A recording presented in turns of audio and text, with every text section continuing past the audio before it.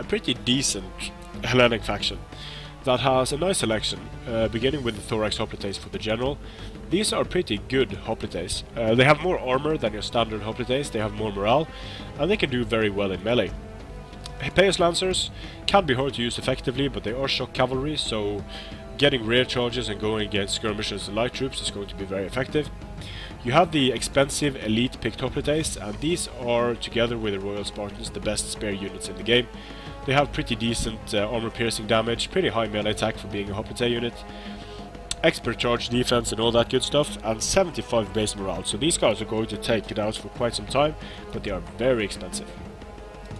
For your melee infantry, you have the mid-tier Thorax Swords and the Mercenary Samnites. The Samnites are extremely tanky, decent melee attack, not very high weapon damage, but they have good armor.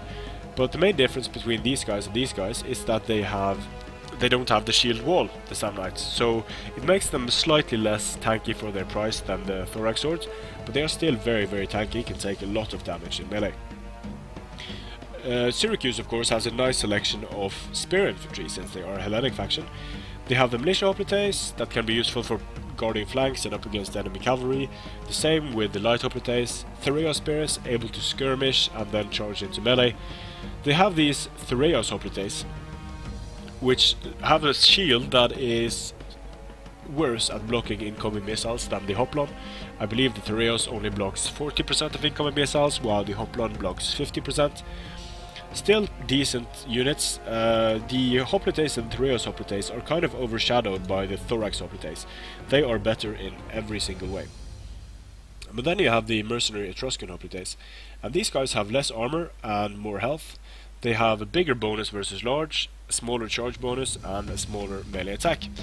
The thing with the Thorax Hoplites and these guys have an armor piercing value of 5, while the Thorax Hoplites have an armor piercing value of 8. So this makes the Thorax Hoplites more killy in melee. Then you have the Mercenary Veteran Hoplites, and these guys also have 8 armor piercing damage. They have okay melee attack for being a spear unit. They have a very good charge bonus for being a spear unit. Good melee defense and armor. So these guys are pretty good units to have around. Can take a lot of damage both in melee, and they can dish out some too. Both in melee and when under missile fire, they can do a lot of damage, or take a lot of damage. Sorry. Standard pikemen, not much to say about them.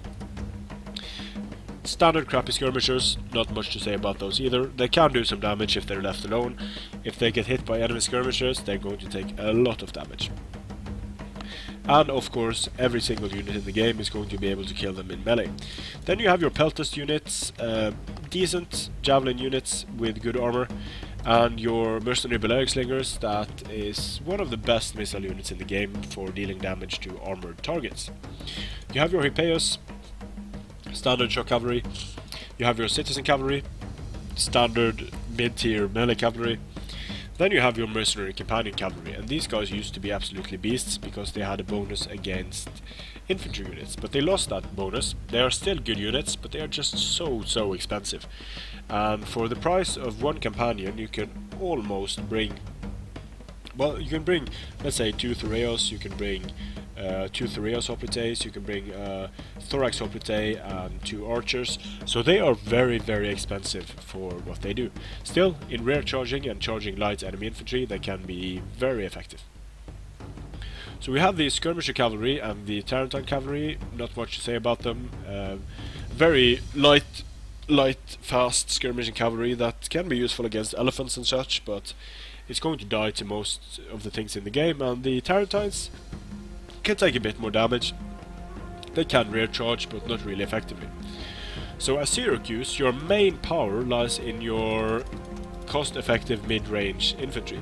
So if you're going to go for mid-range infantry spam, you can for example go for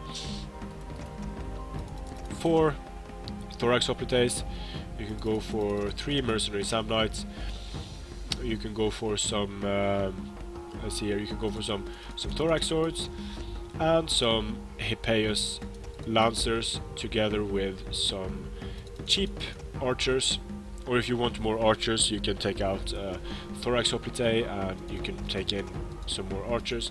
If you want a more elite skirmishing force, it might be a good idea to protect them. But you can bring some Balearics, take out Thorax Sword, bring some Balearics. If you want to go for more defensive skirmishing type of setup, you can, for example, go for your Thorax Hoplite General. Let's say 4 Thorax Hoplites, 2 Thoreos,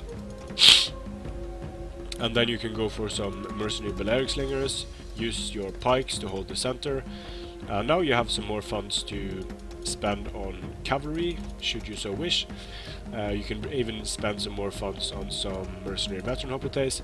So Syracuse's main strength is always going to be its mid-range infantry. You can make it work with more elite force of, for example, more elite force of Hoplites, backed up by swords, backed up by some citizen cavalry, and then backed up again by some mercenary Balearic Slingers. That can absolutely work, because you have an army that is very hard to kill, but it's going to necessitate that you use your units to the maximum of their abilities, charging in with the picked Hoplites, using phalanx to increase their staying power and such, and using Balearics to take out high value targets, while your citizen cavalry protects your flanks, your rear, and hopefully takes out enemy skirmishers. So that's it for Syracuse. Pretty nice and decently powerful Hellenic faction. Thanks for watching, and I'll see you again on